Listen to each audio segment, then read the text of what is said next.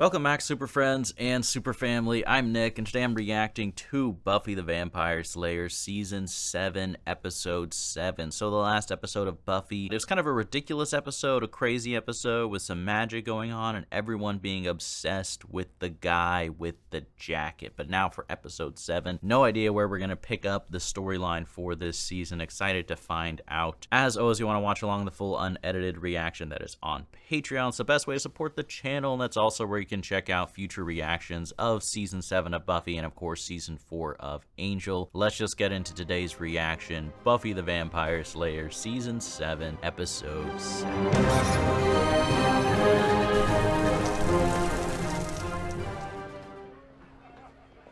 Okay, speaking with the dead.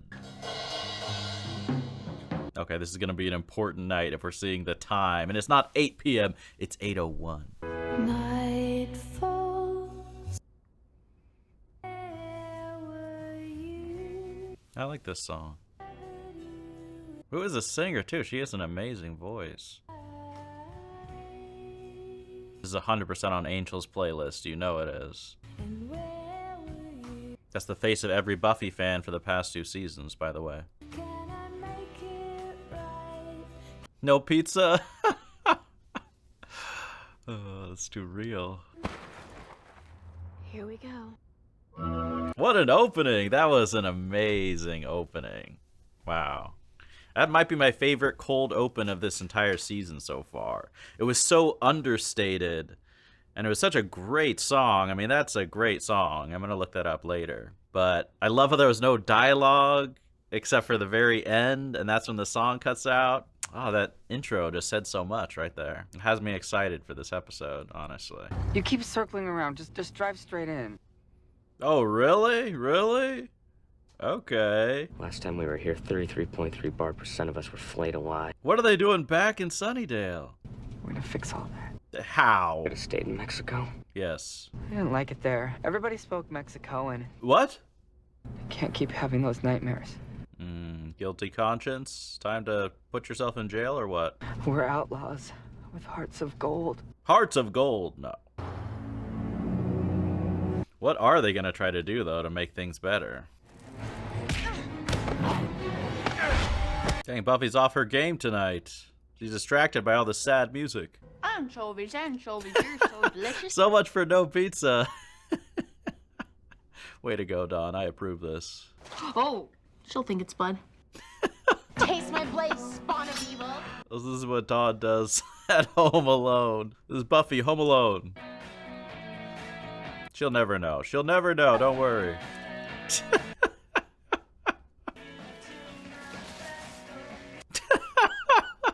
That's amazing. That's amazing. Oh, shoot. I mean, it's not Home Alone without people trying to break into the house, right? This is the UC library, huh? Hey. I know you. Yeah. Kind of weird, because you're really dead. Kind of complicated. Explain, please, because I'm confused. She asked that I come talk to you. Who's she? Don't worry, I'm not gonna hurt you. Dead people can't say don't worry when they're talking to me. She says she still sings. Oh, shit. Does she mean Tara? Remember that time on the bridge when you sang to each other? Oh, come on. Even though you can't hear it, she still sings to you. Tara? Can we trust this, though? I've seen too many horror movies to trust what the supposed ghosts say. What channel are you on? I keep hearing this, like, thumping.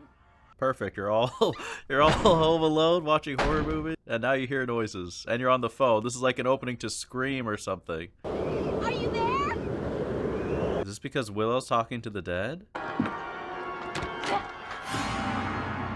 What the heck? That is creepy. That would creep me out.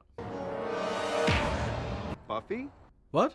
Buffy Summers? Wait. Webbs. It's not good to talk to your food. We went to school together. I don't remember him. You really don't remember me? Sure. Buffy's lying, but okay. Oh, shoot. Buffy's gonna come home and be like, what did you do, Dawn? Oh, God. Careful, careful. Dawn? Is that Joyce? Mom? I did the lighting design. I didn't see it. You moved the lighting board and I dropped it on your foot. Have they shown this dude in the show before? I didn't recognize you, your face, oh, demon. Trying to kill me, all that stuff, you know. What have you been up to? Sucking blood? Took a year off to do an internship at the Sunnydale Mental Hospital. Remember Jason Wheeler, Crazy Jay? How is he? Crazy. Not really that funny, I guess. I thought it was hilarious. Did my face just change? You can do that, go back and forth. Oh, Is he gonna really be nice? feels great. Strong. All-consuming evil that's gonna suck the world into a fiery oblivion. Oh yes. Just what everyone wants in life. With a stake and the cross, you do this kind of thing a lot? Yes. Full time. I'm the Slayer. Fight vampires professionally? Are you a real vampire? Don't you know what the Slayer is? I heard a lot of rumors about you back then. A lot of kids thought you were dating some really old guy. That part was true. All that time, you were a slayer. The only one? Pretty much. Yeah, pretty much. When you said not connect, a telling statement, wasn't it? Psych 101 alert. This is so true about It's people who emotional take psych. therapy from the evil dead. I'm connected to a lot of people, okay? I really am. Yeah, speaking of bad connection. I don't Oh know shoot, what she to cut do. up her foot. Talk to Bruce Willis, you can connect to him on that.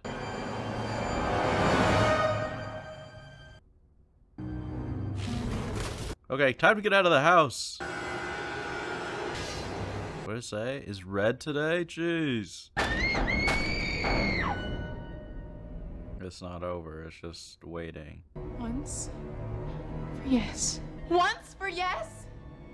You're gonna start a conversation? By yourself? Mom,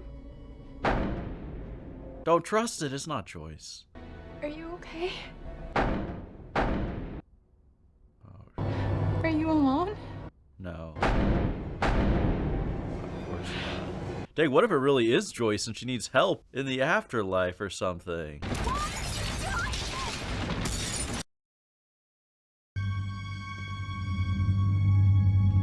Are they behind what's going on here? Jonathan, is this your plan? Nice landing, by the way. Just turn on a light. See it from outside. Right. But now it's like a horror movie. Find it. We alert the Slayer. We help her destroy it. We save Sunnydale. Yeah, good luck with that. Find the principal's office and work our way down from there. Check down the hallway and You guys gonna split up? Haven't you guys watched enough movies to know how bad of an idea that is? Check, check, check, check, check, check, check, check. Oh yeah, you guys are good. You guys are gonna be totally safe. do you think they'll really let us join their gang? No. Will they? Not with Willow around, of course not. Nice job. Scared out of my freaking gourd here. Take it easy. Take it easy. All specs are within parameters. You keep leaving me. I hate it when you leave me. One time you died and I ended up a Mexican. No, that death thing was all part of the master plan. No, no, no. Come on. If you strike me down, I shall become more powerful than you could possibly imagine. or Short Round pulls off his end of the bargain, we'll both become God. That boy is our last hope. Quoting Star Wars does not make you cool. There is another. Wait, really? Who's our last hope? No, I was just going with it.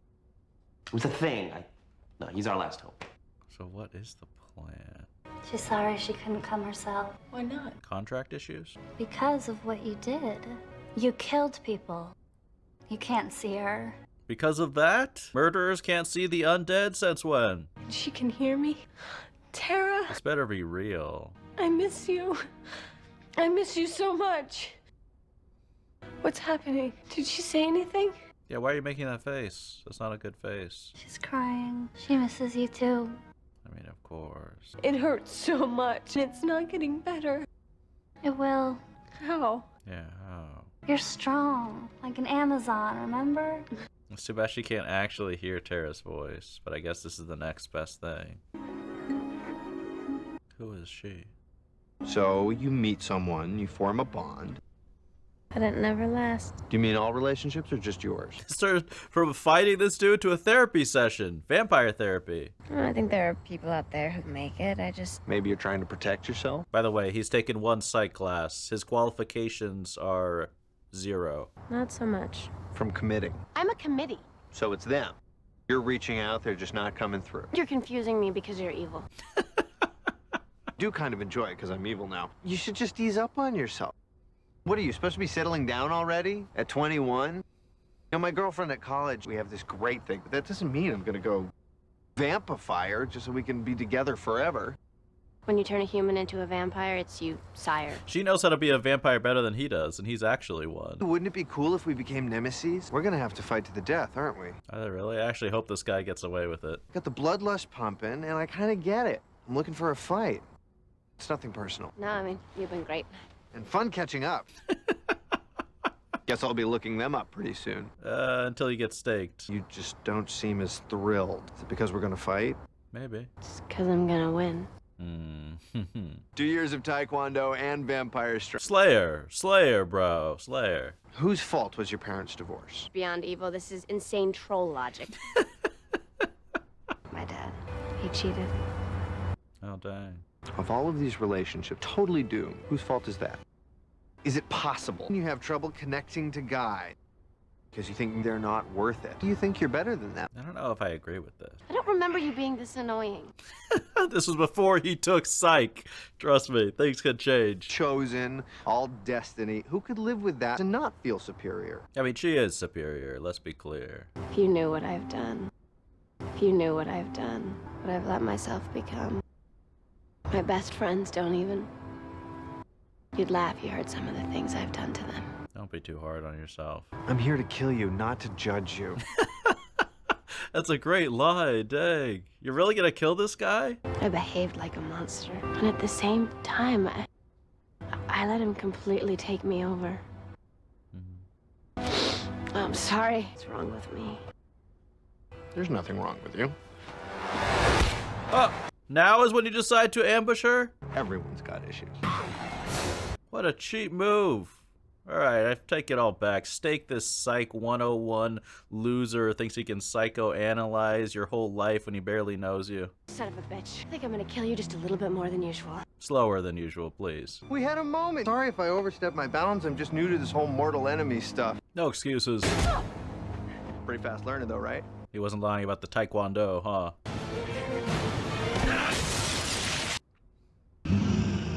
I hear you breathing.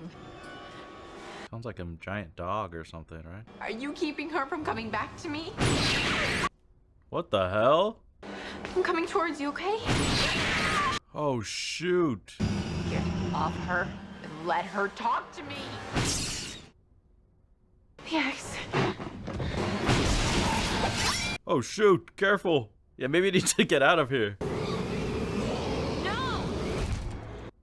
She's my mother. I'm staying. The lighting in this scene is amazing. Everything's shifting around. I feel like we're in Hellraiser. We circled all the way around? Maybe we should start over. There it is. Ghost Warren is back. Are you sure? Yeah. But Jonathan can't see him. That's interesting. Selective appearance from the undead. What we're looking for should be right under there. See? You're dead. You killing me because I'm evil or because you opened up? Does it matter? Oh, dang! Buffy, you're letting him get to you like that? Come on. What is wrong with you? I got no worries. I'm dead. Thing on my mind is whether or not Trisha Waldman came to my funeral or not. This is what I hate about you, vampire. Love and pain, it's all the same damn thing to you. They're pure evil. Oh my God. Oh, your God, what? Not my God. Does he exist? Does he exist? Is there word on that, by the way? Nothing solid. Buffy's like, I pray, but he doesn't show up on the graveyard to fight. I'll make a deal with you. We fight to the death. Last fight was just exhilarating. I actually had a move coming up to block that. Oh, please, you did not. Answer one question. Your move is playing Dr. Phil. Your last relationship, was it with a vampire? I mean, yes, but that's just a Summers type. I don't know what to tell you. You know all about that? What happened? It was horrible. I was horrible. Pretty cool, too. I hurt so many people. It was the power. It's bigger than you are. We can see your path, and you have to stop. They can see her future? Use magic again, not ever. What? I thought Giles was saying she's Isn't okay. the symbol is quitting it all cold turkey. It's too dangerous. You can't take the chance that you'll lose control. Tara's just trying to protect Willow. I'm gonna be okay. She says, What? you're not gonna be okay. You're gonna kill everybody. What? Is it really Tara? I don't trust this now. Or is Dark Willow gonna come back? We almost got this thing uncovered. 36, 19, 27. That's it! That was my locker combination. Why are you trying so hard to remember it? I guess I miss it. Yeah, I really miss it. I'm serious, I really miss it. You miss who you were in high school before you were evil. I miss my friends. I miss the people I talk to every day. I miss the people who never knew I existed. I want to talk to them, you know? Not one of them cares about you. Well, I still care about them. That's why I'm here. Jonathan is way less bitter, right? The heck is that? I will cast you out. My mother needs to talk to me. What are you trying to do, Dawn? This is not your forte. It is your poison and your pain. Oh, dang. Jeez. He loved me, but in his own sick, soulless way. Who, Angel or Spike? I have all this power. I don't deserve it. I wanted to be punished. Maybe you wanted to punish yourself. You know, this is complicated. If you'd rather just fight. Tell me. He's stalling because he knows he's gonna die. Honestly, my friends, I'm not worthy of their love.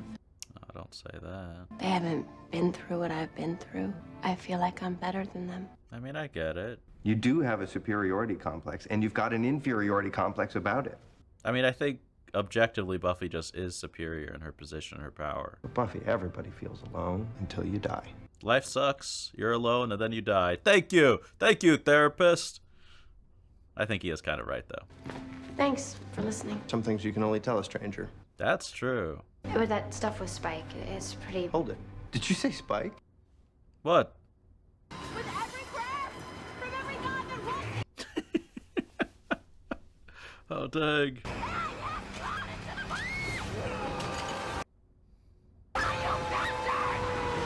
Is it working? Holy, what? Did Dawn just perform a successful exorcism? Is it really Joyce? I don't trust this. You saw my path. What did you see? You don't want to know. Yes, I do. I'm not strong. I'm not an Amazon. There is one thing. This is manipulation. And you could see her. You wouldn't have to talk through me. No. Be with her. Everybody will be safe and you'll be together again. It's just like going to sleep. She's saying kill yourself? Tara would never say that. Who are you? Yes, okay. Willow has common sense. He was the guy that sired me. Things are coming, Dawn. Listen, things are on their way. I love you and I love Buffy, but she won't be there for you. How can you say that? When it's bad, she'll be against you. This is all a trick. No, don't go! Please don't go!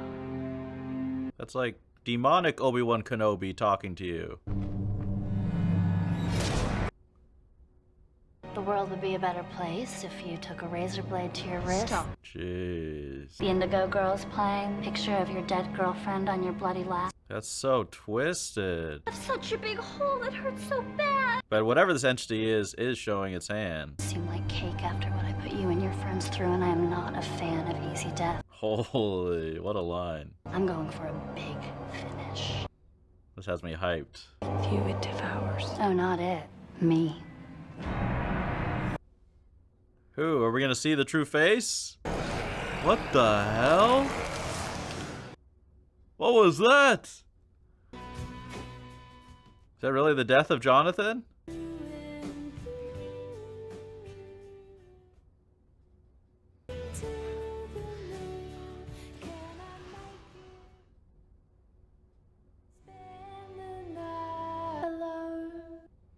Dang, that might be the best episode of the season so far. Wow. All right, so that's Buffy the Vampire Slayer Season 7, Episode 7. What an episode. I am such a huge fan of this episode. Pretty much everything about it felt really, really special for me. I love the opening and I love the closing of the episode. And I like how those are both seen with these two really good songs. And it just, the ending and the opening was so powerful with not much being said. But the ending, you know, kind of song sequence was a little bit shorter and ended after the really great monologue from whoever this entity is, you know, speaking through the deceased girl, Cassie.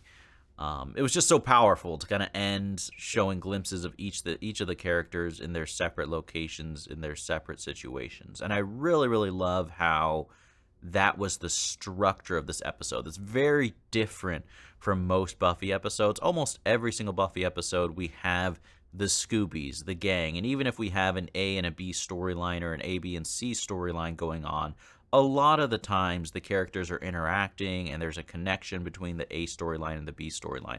But in this, it was all thematic, and instead we get each of the characters completely alone. I mean, not literally alone. I mean, obviously there's some communication, but separate from each other as friends, as part of the Scoobies. And for an episode that's so focused on this idea of being isolated and struggling to connect, I think to structure the episode where literally the main characters don't connect but are dealing with their own struggles, their own communication with the dead or with this entity is just so fitting. Like, I love that. I love how, you know, we could have had 20 more monologues about isolation and separation and struggling to connect, but it's so much better just to instead literally structure the episode that way so we feel it.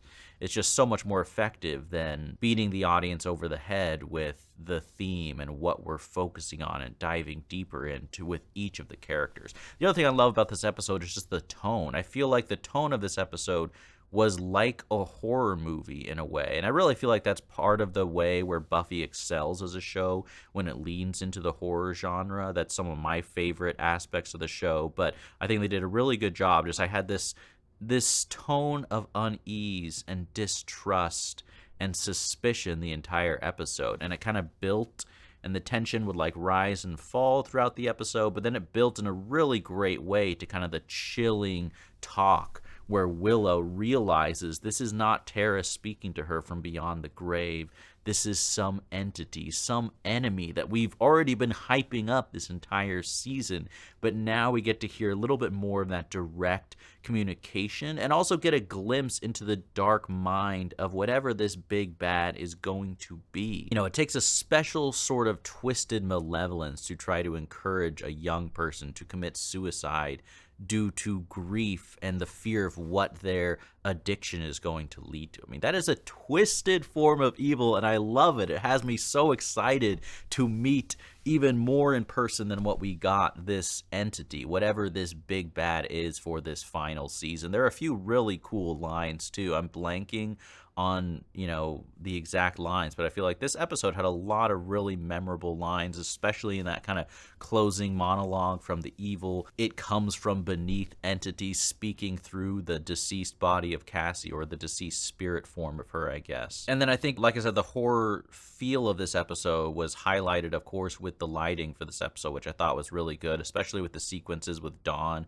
We had a lot of really dark black shadows and just some contrasting light on her face as you see her fear, her hope at hearing her mom, and just seeing some of the tactics to intimidate, scare, and sow distrust among the Scoobies that is being executed by this entity makes me fear this entity more and makes me really excited to see the big bad for this final season. I mean, the final season of any show, you do want it to deliver and wrap things up in a good way, but what more do you want than a great villain to take on the gang for this final season? So I'm really hopeful for the big bad after this episode. I don't think I've been more excited. The closest of excitement level I've gotten was the pilot. It was not the pilot, but the first episode of this season, with the really cool ending where we got to see all the different villains from across all the seasons, ending with the form of Buffy herself, right?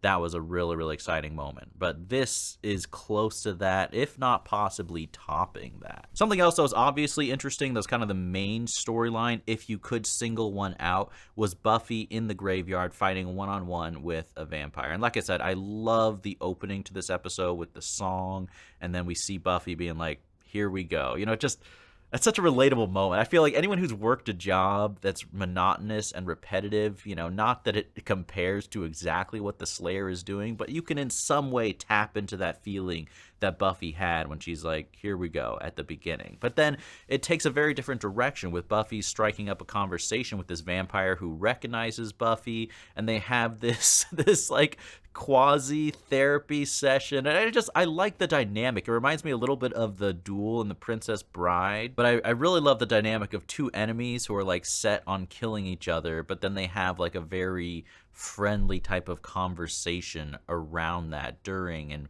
preceding those events, you know, even as they're gonna fight to the death. And that guy, like, I liked him. He both annoyed me and was charming and was funny, but overall I just think was an interesting, fun character. I think he did a really good job with this episode, you know. And I think, I mean, come on, you know, I've taken psychology classes, and I guess I'm a little bit hypocritical maybe to talk and to make fun of someone, you know, talking about psychological things, since that makes up a large portion of my after talk. But in my defense, I don't think I'm communicating to the audience here like I'm some sort of therapist giving you life advice. I mean, I'm very clear that I'm just saying my random opinion. Don't listen to me. I'm just some idiot online here rambling my thoughts about a show and about life. But this dude, I do appreciate, I mean, I don't know if anyone can relate to this, but I 100% can relate to people who either took psych classes in college or they currently go to therapy, and then they feel emboldened to act as a therapist in your life. And I'm just like, you're not a therapist. You may have picked up on some of the lingo, but I like that touch because I think that is realistic. I think there are lots of people who, especially with psychology or therapy, like they love to step into the zone like they're the quarterback running the team. It's like, you're just as new to this as I am. Maybe you took one more thing. You're really going to psychoanalyze me like we're in a session right now. But it's interesting. I mean, I do think he had some good insights. What do we think? Let's play the therapist ourselves with Buffy and her relationships. Does she have an issue with dating? I mean, my immediate instinct without overthinking anything is that, does Buffy have an issue with dating? I say no. I say she had one toxic relationship with Spike. Yes, does she have a type, which is vampires?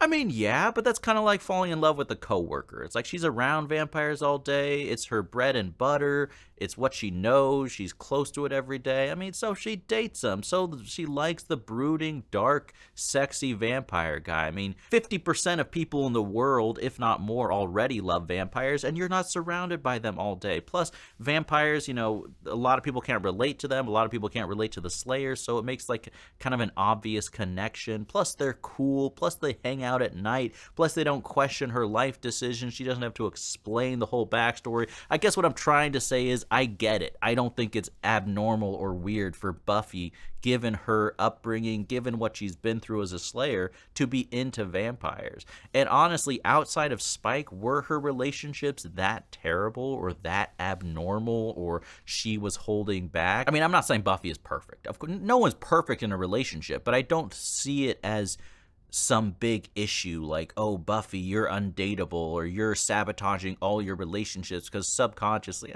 Screw that. That's not my opinion. I don't think so. I disagree with that. Just my initial instinct, just from watching this show, not doing a deep dive in the relationships. I mean, every normal relationship, I think you can analyze and parse and be like, well, this is because of this behavior from your childhood, and you're acting this way because you have those needs. And maybe that's something that's useful to do in couples therapy.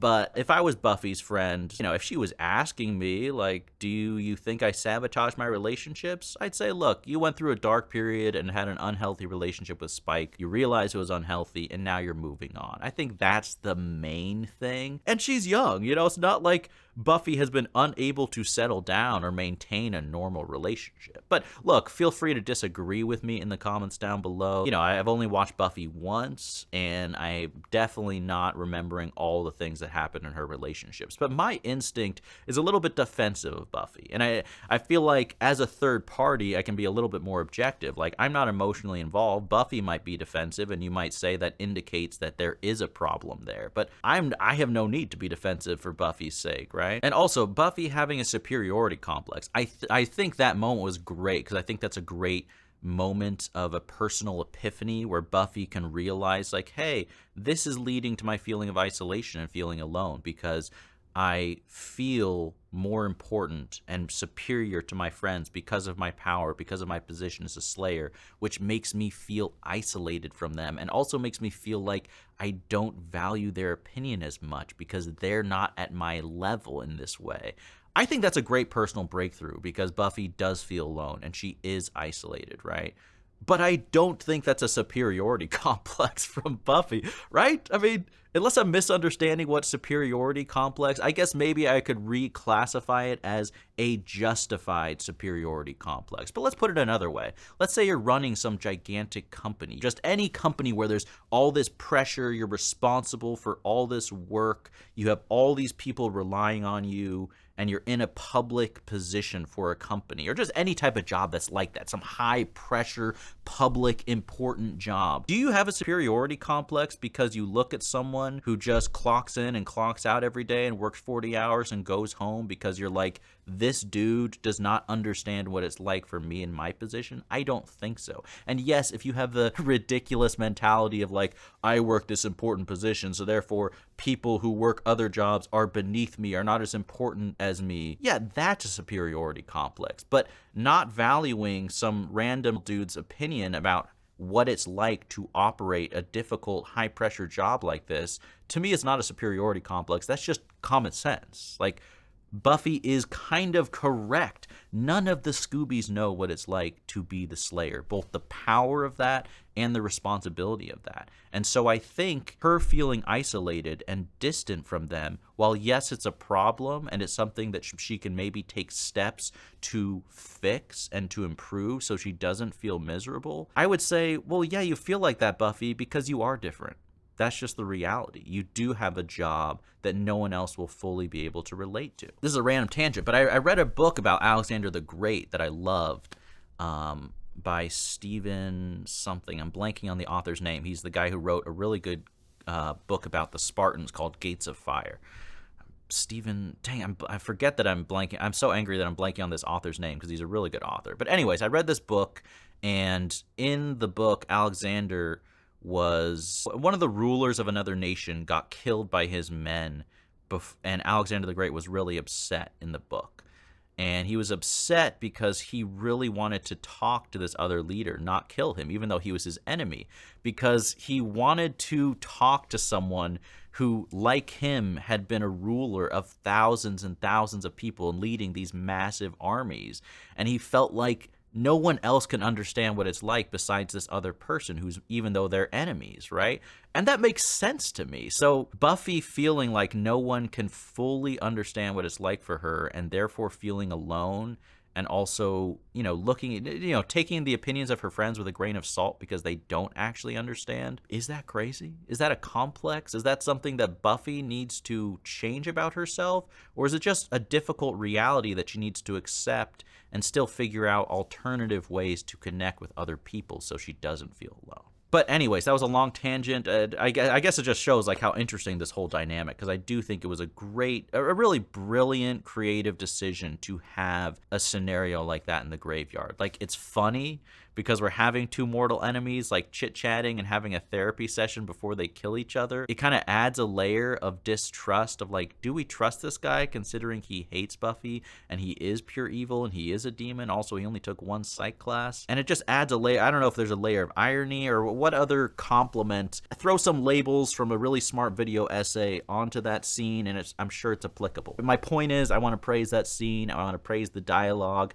I really love how that whole scenario played out and how we got to see more of Buffy and what she's dealing with in a very non-conventional, entertaining way. And I also love how they ended that scene where Buffy staked the dude and turned him into dust. It's kind of sad, but it makes that scene better. But then, like I said, the whole episode ended on such a strong, creepy note. I mean, the actress playing Cassie, I thought she was good in the earlier episode, but this episode, I think she outdid herself easily playing this evil form. I mean, so great. Nailed the performance. It makes me excited to see the true form. I don't think it's going to be her. And that creepy thing when her body like folded up into like a skeleton mouth and disappeared, that was also a creepy visual. But the monologue that she gave as we're cutting between the different characters, and then we have the sad song play, and we just end on this ominous, depressing note.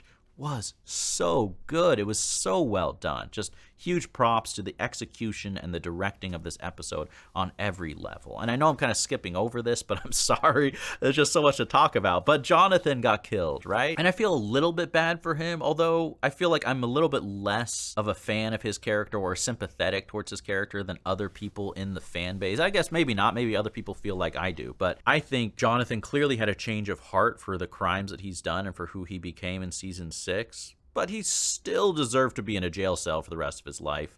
And Andrew, clearly, he's still not over Warren. At first I'm thinking like, okay, he's desperate to repent. He couldn't make it in Mexico. But no, he's still serving Warren from beyond the grave, even though 99% positive that isn't actually Warren. That's another spirit manipulating Andrew. But yeah, kind of an unceremonious death for Jonathan. I do feel bad that that's the way his character meets his end. I mean, if I remember back to earlier seasons where Jonathan was a character that I found interesting and I liked and I rooted for, it's pretty crazy. Like, I never would have predicted this is where he meets his end and how he dies in such a way. But it's kind of a warning, right? It's kind of fitting. Like, you might be this innocent, you know, nerdy kid in high school, but if you become a villain, you might meet a fate like that, right? And there's not many things more depressing than imagining, like, you kind of feel bad about what you did, you get betrayed by a friend, stabbed in the gut, you bleed to death all alone in the dark. That's a depressing end. And he could have avoided that had he not gone down the road of darkness way back when. It's difficult. I mean, I guess even if in your heart you feel guilty for your crimes and you want to redeem yourself, you're not always afforded the luxury or the opportunity to do so. Word of caution before you turn to the dark side. But yeah, I really love that episode. Possibly the best episode of the season so far, but overall just an excellent, really well done episode. And it has me so excited to see the next one for this season. Hope you guys enjoyed this reaction. Let me know your thoughts in the comments down below. As always, the full reaction is on Patreon along with future reactions of Buffy and Angel. Thank you all so much for watching. And as always, remember, be active, be mindful, and be a hero.